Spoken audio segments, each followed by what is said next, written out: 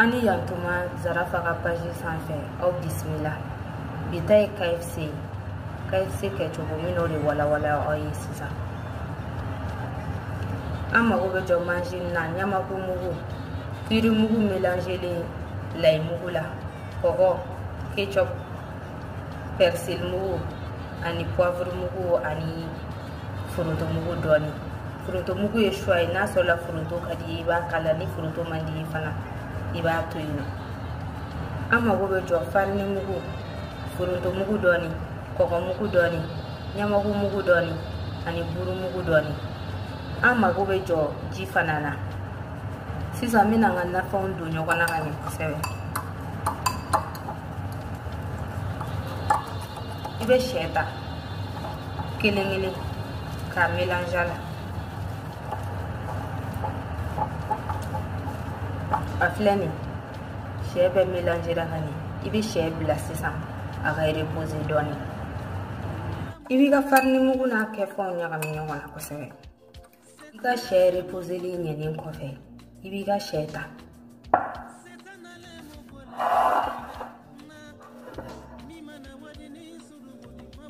I b'a bila farine mugu in na. I b'a mélanger ka ɲɛ yɛrɛ de farine mugu ka don a fɛ kosɛbɛ. Farine donna a la sisan ka ɲɛ. I bɛ ji ta. I bɛ ji ta sisan. I b'i ka sɛ su ji la ta. I b'a ta ka bɔ ji la. Farine mugu gɛrɛ tuguni ka farine mugu k'a la. Ka ni farine mugu mélanger yɛrɛ de tuguni.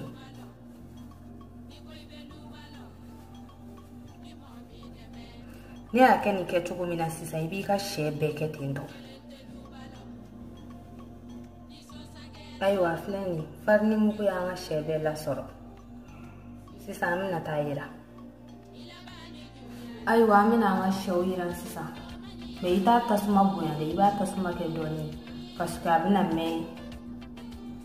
mɛn tulu la.